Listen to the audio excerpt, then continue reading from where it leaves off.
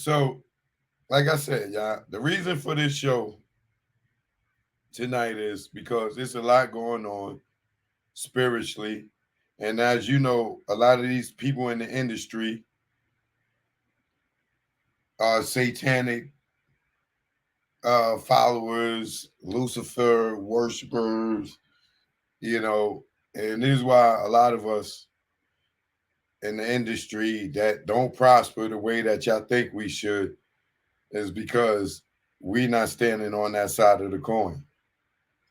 But if you are a person that is into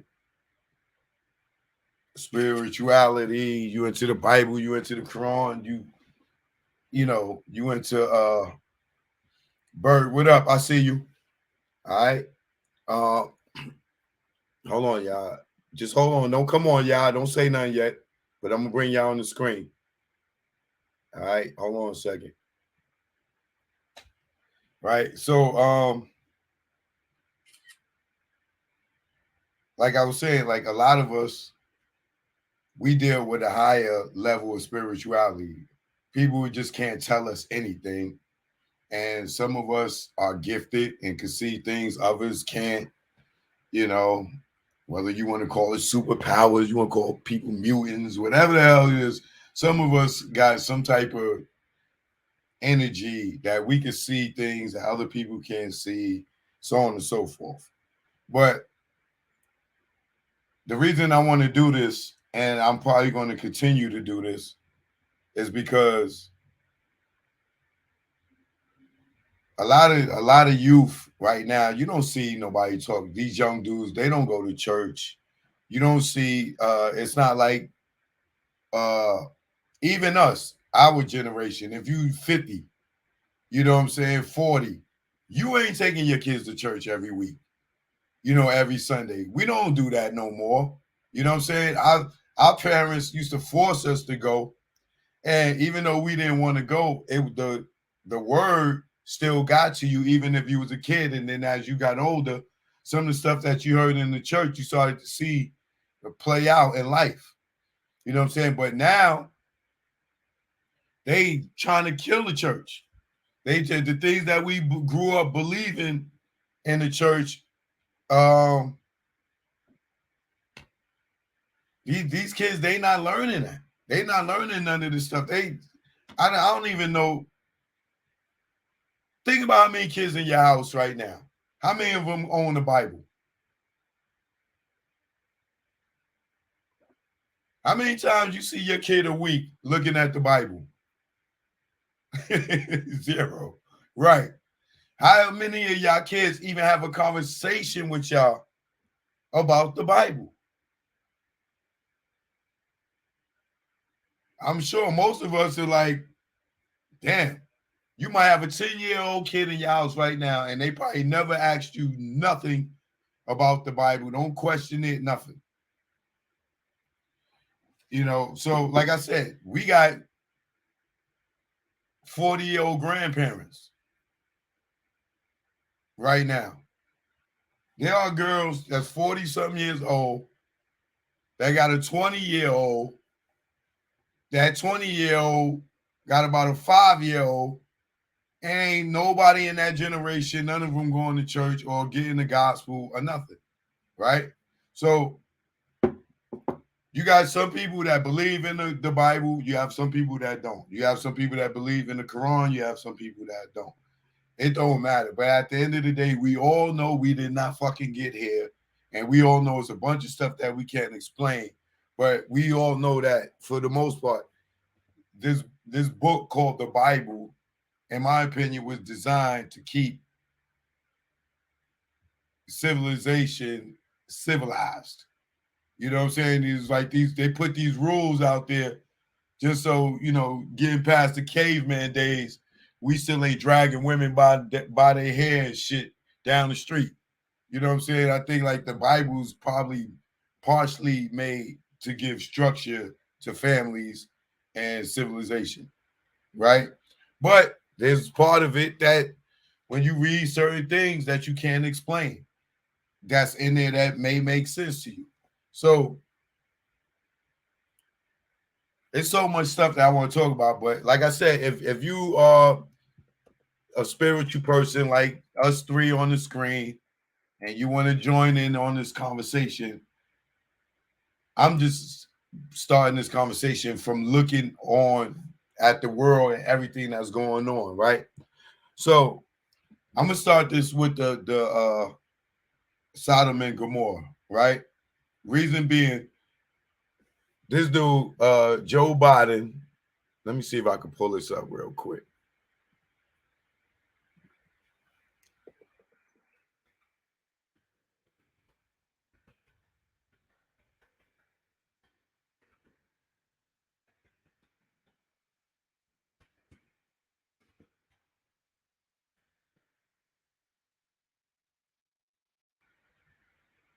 All right, here we go.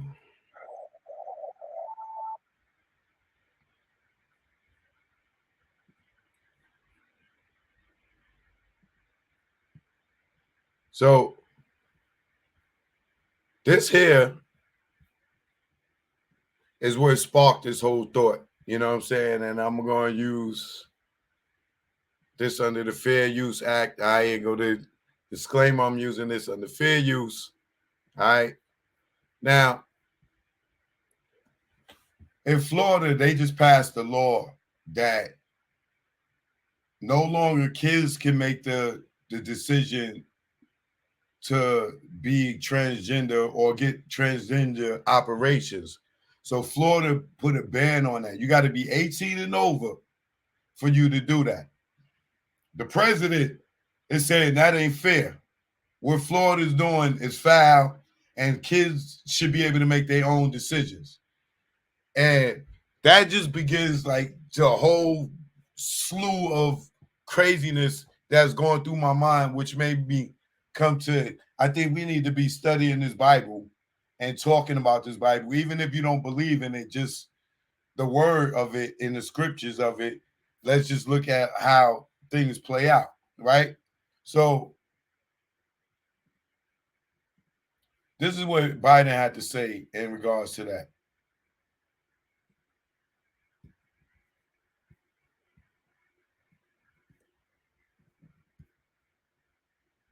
What the federal government might be able to do to protect LGBTQ Americans, especially trans kids who are dealing with all these regressive state laws that are popping up right now. Transgender kids is a really harder thing. What's going on in Florida is, as my mother would say, close to sinful. I mean, it's just terrible what they're doing. It's not like, a kid wakes up one morning and says, I decided I want to become a man, or I want to become a woman, or I want to change. I mean, what are they thinking about here?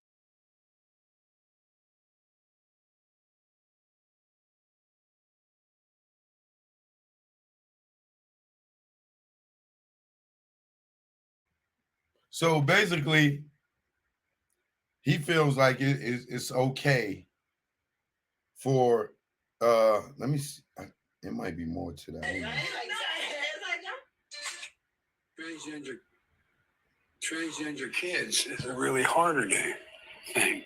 What's going on in Florida is, as my mother would say, close to sinful. I mean, it's just terrible what they're doing. It's not like, a kid wakes up one morning and says, I decided I want to become a man, or I want to become a woman, or I want to change. I mean, what are they thinking about here? We're human beings. They love, they have feelings, they have inclinations that are, it just, to me, is, I don't know, it's cruel. And the way we do it is we make sure we pass legislation like we passed on same-sex marriage. You mess with that, you're breaking the law, and you're going to be held accountable. Transgender kids is a really harder thing. One more time. What's going on in Florida is, as my mother would say, close to sinful. I mean, it's just terrible what they're doing. It's not like, a kid wakes up one morning and says, I decided I want to become a man, or I want to become a woman, or I want to change. I mean, what are they thinking about here? We're human beings. They love, they have feelings, they have inclinations that are, it just, to me, is, I I don't know. It's cruel. And the way we do it is we make sure we pass legislation like we passed on same-sex marriage. You mess with that, you're breaking the law, and you're going to be held accountable. Transgender kids. So now what we looking at, and this shit is not funny, dog. Now we looking at your kid could come home from school, and this is what he trying to do. Because of what Florida did. Your kid could come home from school, and he said kids just don't wake up and say, oh, I want to be a boy or a girl. Oh, yes, they do. Right? They can be influenced by other kids. They can be influenced by a cartoon. They can be influenced by a TV show, music, whatever. So now what our president is telling us, he's going to put something in place like with same-sex marriages and make a law that if your kid decides to wake up before 18 and wants to be a transgender and want to cut off a pee-pee, or they want to take hormones and become a boy or whatever, or vice versa, that he's going to put it in place. If you tamper with that, you're violating the law. Now, what do you do as a parent? When you're breaking the law for telling your kid you not transitioning, I got to still take care of you until you 18, maybe even 21. And you going to tell me you not no boy no more? And you going to get an operation? And the government is going to lock me up if I stop you.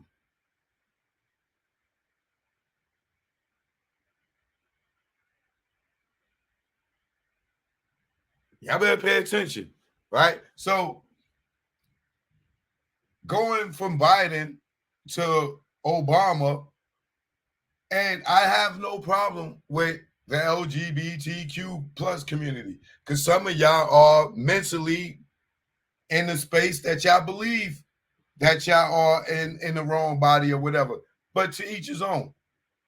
But the overly sexualizing of same-sex, all this is coming. Obama, then Trump came, he trying to kill all that, trying to keep a regular America. And then Biden come back in to finish off what Obama started. And Biden got like these crazy ass. The first thing he did when he got into the office, he made secretary or something, it was this transgender guy or whatever. But the thing is, all the same sex stuff plays a part in this part in the Bible called Sodom and Gomorrah, which was written eons ago, right?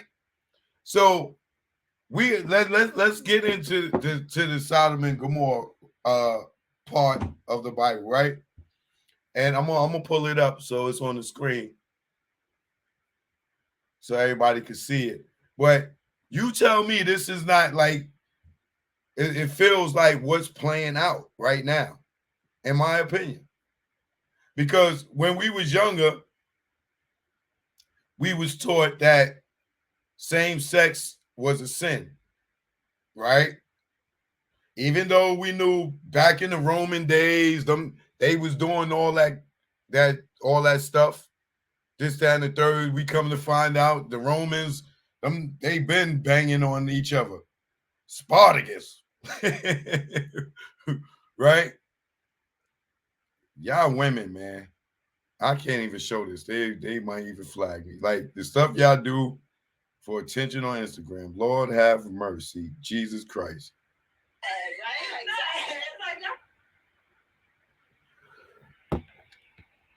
All right. Hold on my head.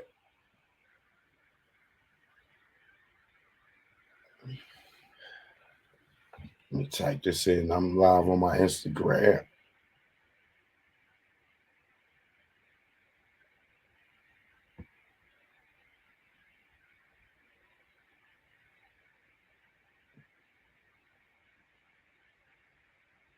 All right, so I'm gonna get into this.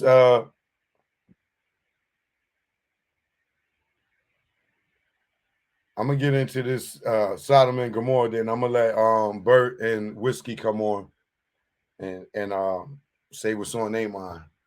Right. So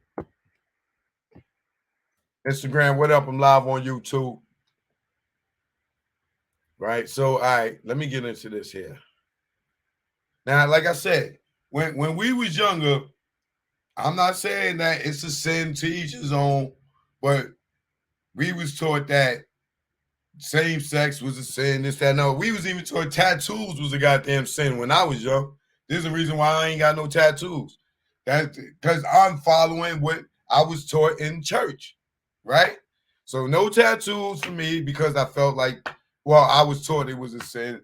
Same thing with same sex, all this. This is stuff that we said. And now they like trying to dismiss all that. But Sodom and Gomorrah, if you don't know nothing about the Bible, right? Let's go into this. Sodom and Gomorrah destroyed, right? 2 angels arrived at Sodom in the evening, and Lot was sitting in the gateway of the city. When he saw them, he got up to meet them and bowed down with his face to the ground. My lords, he said, please turn aside to your servant's house. You can wash your feet and spend the night and then go on your way early in the morning. No, they answered, we will spend the night in the square. But he insisted so strongly that they did go with him and entered his house. He prepared a meal for them, baking bread without yeast, and they ate. Before they had gone to bed, all the men from every part of the city of Sodom, both young and old, surrounded the house. They called to Lot, where are the men who came to you tonight? Bring them out to us so we can have sex with them. Boom, pause. Stop right there. Pause and pause. Pause, right? This is a group of men. Now we talking back biblical days. Come surround the man's house and tell us, yo, give us the men you got in there so we can sleep with them. These are not women. They want men. This is in the Bible. I'm not making this up. Right? You can go to your Bible and look and you'll see it. Right? They called to Lot. Where are the men who came to you tonight? Bring them out to us so we can have sex with them. Lot went outside to meet them and shut the door behind him. Boom. And said, no, my friends, don't do this wicked thing. Now, he called it wicked. We wasn't even born yet. This is the Bible. Why would it be wicked if nothing's wrong with it? Right? Let's keep going. Lot went outside and shut the door behind him and said, no, my friends, don't do this wicked thing. Look, I have 2 daughters who have never slept with a man. Let me bring them out to you, and you can do what you like with them. But don't do anything to these men, for they have come under the protection of my roof. Get out of our way, they replied. This fellow came here as a foreigner, and now he wants to play the judge? We'll treat you worse than them. Meaning that they will rape him. They kept bringing pressure on Lot and moved forward to break down the door. But the men inside reached out and pulled Lot back into the house and shut the door. Boom. They struck the men who were at the door of the house, young and old, with blindness so that they could not find the door. And if you ever seen the movie of the Bible movie or whatever, you see them standing outside the door and then all of a sudden it's light or whatever, and they just go blind, right? Which is God, right? The 2 men said to Lot, do you have anything else here? Sons-in-law, sons or daughters, or anything else in the city who belongs to you? Get them out of here, because we are going to destroy this place. The outcry to the Lord against his people is so great that he has sent us to destroy it. So Lot went out and spoke to his sons-in-laws who were pledged to marry his daughters. He said, hurry and get out of this place, because the Lord is about to destroy the city. But his sons-in-laws thought he was joking. With the coming of dawn, the angels urged Lot, saying, "Hurry, take your wife and your 2 daughters who are here, or you will be swept away in the city when the city is punished." When he hesitated, the men grasped his hand and the hands of his wife and of his 2 daughters and led them safely out of the city. For the Lord was merciful to them. As soon as they had brought them out, one of them said, "Flee for your lives. Don't look back and don't stop anywhere in the plain. Flee to the mountains or you will be swept away." But Lot said to them, "No, my lords, please. Your servant has found favor in your eyes, and you have shown great kindness to me in sparing my life. But I can't flee to the mountains. This disaster will overtake me, and I'll die. Look, here's a town near enough to run to, and it is small. Let me flee to it. It is very small, isn't it? Then my life will be spared." He said to him, "Very well. I will grant this request too. I will not overthrow the town you speak of, but flee quickly, but flee there quickly, because I cannot do anything until you reach it." That is why the town was called Zor. By the time Lot reached Zor, the sun had risen over the land. The Lord had rained down burning sulfur on Sodom and Gomorrah. The Lord out of the heavens. From the Lord out of the heavens, thus he overthrew those cities and the entire plain, destroying all living in the cities, and also the vegetation of the land. But Lot's wife looked back, and she became a pillar of salt. Told him, "Don't look back." Early the next morning, Abraham got up and returned to the place where he had stood before the Lord. He looked down toward Sodom and Gomorrah, toward all the land of the plain, and he saw dense smoke rising from the land, like smoke from a furnace. So when God destroyed the cities of the plain, he remembered Abraham, and he brought Lot out of the catastrophe and that overthrew the cities where Lot had lived. Right? All right. So to make a long story short, in Sodom and Gomorrah, the Lord didn't agree with them coming to rape no goddamn men. So I'm gonna let Bert break it down for y'all, because I think he got it. Go ahead, Bert. First off, thank you, Choke, my Northeast brother, for allowing me on the panel. Before I begin, I want to say this. Growing up in the Northeast, Choke, remember this, like when we were in grade school, elementary school, we used to have a prayer in pre-K, first, second, third grade, like before classes would start. I'm 46 years old, so I'm maybe speaking way before a lot of people's time as is. But we used to have a prayer before class start. The teacher will offer a prayer, Miss Wybird or Miss Chase or whatever. There'll be a little prayer, a blessing over the class for the day in the homeroom, and we proceed on with the lesson plan and everything. That thing disappeared as the 80s came through, the 90s.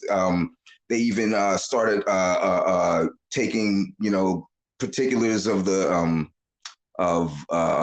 is the Pledge of Allegiance. They removed that, because it had, God in it and everything. They started taking these things and removing them from the influence, as you mentioned, and influence has layers. There's the core influence, and then there's the vicarious influences that affect the person growing up. I say that. So this story, and as an end to that story, Lot's daughters end up smashing their father, and he ends up giving them sons through his drunkenness. So there's a level of incest that happens there, and I think that is that came as a direct result of their time spent in the city of Sodom and Gomorrah, because obviously when the angels are overlooking the plain of Sodom and Gomorrah, they are looking at their mission. Their mission, as they were sent, were to remove the one, the two, the three, or four righteous people that were there. Because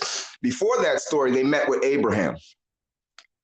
Abraham was called the friend of God, one of few people in the entire scriptures that's called the friend of God. And Abraham was the friend of God. God befriended him. He was like someone God could put a level of trust into in terms of communication, in terms of giving a mission, giving a goal, seeing it through, raising his kids, giving his wives the support they need, giving his servants and his friends the sustenance and substance they need for the time and work they put in, and being just a good steward and a good curator of all the substance and the blessings that God gives them. Abraham, they did it. In fact, they did on National Geographic, I think it was not too long ago, the equivalency of Abraham's wealth, and he was a billionaire in that time, basically, with all the substance and sustenance he had. The angels met with Abraham before they went to the city of Sodom and Gomorrah. They told him, look, Abraham, we have to go down here and stop this wickedness. We have been sent from the Most High to accomplish this. The Most High's word does not go out and come back unfulfilled. So this is something that they had to do, because the sin of Sodom and Gomorrah was men laying with men, women laying with women, which, you know, as the Levitical commandments came into play later on, after, you know, they came out of Egypt, after the children of Israel came out of Egypt, the generations descending from Abraham, descending from Lot, even, you know, they had particulars that allowed them to well, they had to have a code, and they had to have a way of living, and it had to be something that had a moral aspect, had to have a functional and agreeable, communicable aspect as far as, you know, them interacting with each other. Because let's think about it, it was, I don't want to say wild, wild west, but it was basically, you know, the beginnings of civilization, you know, people, groups, things, persons, places. And there was a lot of influences that necessarily weren't wholesome. And then there was a lot that were. So it was a 50-50 for all intents and purposes as to what was allowable, what was not, what was wholesome, what is detrimental. And the angels were given this particular charge. Like, look, we got to go here and we got to handle this. This city's got to go. The men in this city are wicked. You know, Abraham said, hold up, I got family down there. And the angels were like, yeah, we're aware, you know. So he's like, you're going to destroy that whole city and whatnot. He's like, they were like, yes, this is our mission. This is the mission we've been given, you know, from the Creator. We are absolutely his servants, and we've come to fulfill that. So he's like, well, hold up. What if there's maybe 50 people righteous in there? Will you destroy it for the 50? They said, we'll spare the city for the 50 righteous sake. And he said, okay. What about 40? He said, angels was like, well, we know what we've been sent to do, but we'll spare it for the 40 righteous sake. It ended up that he whittled it all the way down to like 10. And they said, for the sake of the 10, we'll spare the city. So Abram was put at ease because he knew there was far less than 10 of his people down there. It was his nephew Lot, his servants, his sustenance, because Lot chose the plain when the inheritance was given out. And the Most High said, Abram, this is your inheritance. This is what I've given you. I want you to divide it up amongst your people. Abraham, being the man he was, he let his people have the choice of whatever they wanted. He said, I've been given everything I need and then some. He said, I want you to pick out of all this land that we've been given where you want to settle.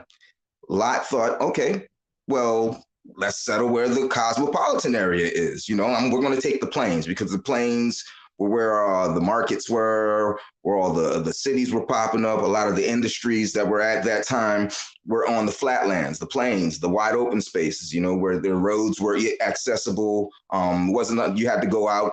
You didn't have to take waterways in where you could take the straight line between two cities, do your marketing, your trades, your sellables, whatever it is that was in your particular strain of business. So it was like, I guess it was kind of like a business decision for Lot. You know, he didn't need any money. He had plenty of sustenance from Abraham. Abraham gave him like the equivalent, like once again, going back to the National Geographic thing, Abraham gave him the equivalent of like 50, 60, 70 million dollars. You know, somebody give me 70 million, I'm set, period. You know what I mean? So that being said, when they went, knowing that the different levels of righteousness were absent, and that the prevalence of wickedness was the norm, you had to have a stand. You know, this is, the Bible describes it as wickedness. So what is wickedness? Wickedness is the absence of righteousness, the absence of right useness, the absence of wholesomeness, the absence of character, the absence of innocence, and the absence of, what's the word I want to say, is the absence of well, yeah, I think you all get what I'm trying to say. I'm not trying to soliloquy the panel right now, but this is what it is. So that being, when you see the men press upon Lot in a demand, look, you bring them out, this is what we do. You know what I mean? Lot, knowing what they do, tried to befriend them. Look, my friends, hold up, wait. Look, my friends. You know what I mean? So this is Lot trying to be as agreeable as he. And here's another thing, you know, the Bible kind of leads into what, I'm not particularly sure what version you're reading out of, but it says that Lot had influence in the city, and that certain sections of the city looked to Lot as a judge or as a man of character and influence that they could turn to for advice, for decision making when they were indecisive, for how to carry about themselves in business, industry, or just daily living. Because Lot was, all intents and purposes, the nephew of Abraham. Abraham was, as the Bible described, a righteous man who sought to do right in the sight of the Most High every single day of his life. That's what he spent the most of his waking moments were spent trying to accomplish righteousness in the sight of the Most High. So to get to the point where we've removed all of that, and now it's a free-for-all in this city, it said in the scriptures that the sin of Sodom and Gomorrah had reached the heavens, and that it was detestable. It was like something that the Most High could smell, and the smell was just, you know, it was that old uptown smell, we would call it. You know what I mean? So, you know, yes, that old uptown smell. That's what it was. And he was like, yo, yeah, that old uptown smell was all over the place. And then, you know, it was just something that, when you think about the natural order of things, and yes, there's a natural order of things, because the natural order of things feels very natural. There's no resistance to it. There's no objection to it. There's no explaining it. There's no trying to explain it. There's no trying to make a discourse about it. There's no laws that need to be made to enforce it. Let me ask you a question real quick before I get to whiskey. Go ahead. How do you feel the times that we in right now, are they reflective of Sodom and Gomorrah? Absolutely. Think about this. The levels of influence, the vicarious ones. I was sitting listening to and this will tie in. I was sitting there listening to one of the ministers in I think it was China, someone who's in charge of technology and whatnot. And he was speaking through a translator about how he doesn't allow his kids to get on TikTok and whatnot. And it was his charge to be over the development team that created TikTok. And they asked him, they said, do you allow your kids to be on TikTok? He's like, hell no. And we're like, why? He says, because TikTok is a distraction. He said that was the intention of it. The intention of this is to distract you with as much fuckery as possible so that we can do whatever we need to accomplish our aims and objectives. So I'm sitting there thinking about that. I'm like, I'm like, what are the aims and the objectives of, for all intents and purposes, the wicked? To remove you as far away from the wholesome values that we all have internally. It's called a conscience. The conscience speaks to you. Your conscience talks to you every single day about right and wrong. It's your self dialogue. You know it. You will push the override button when you want to do something that's salacious, seductive, or for all intents and purposes, um, you know, just unrighteous. You know, that is part of the human character operating through this skin right here. You know what I mean? It's part of the human character. We're susceptible to the things that, you know, make us human. You know, the balance part is trying to stay on point with that. So think about every influence that affects kids 18 and under when they reach the point of impressionability, which is, you know, for all intents and purposes, we don't know what that is because kids be walking around at 7 years old with cell phones. I seen it. You know what I mean? I seen it. And this is just what it is. So we don't know what the level of impressionability is. You know, it used to be a rite of passage when we'd be 12 and 13, choke. You know what I mean? We start to, you know, check the shorties or whatever. Now we was slipping notes to them in class. You know what I mean? We weren't texting nobody and sending nudes at 11-year-old. You know what I mean? So think about what that is and the introduction of the free for all that we're now in the midst of. Dude, I seen a what do you call them? An X type for all intents and purposes. I don't want to offend nobody in your show, even though I really don't give a fuck. This is not my platform, though. I don't want to offend nobody on the show. But I seen an X type, you know, coming out here in Harrisburg at a library, and kids around him, and he's reading. She is reading to them about their lifestyle.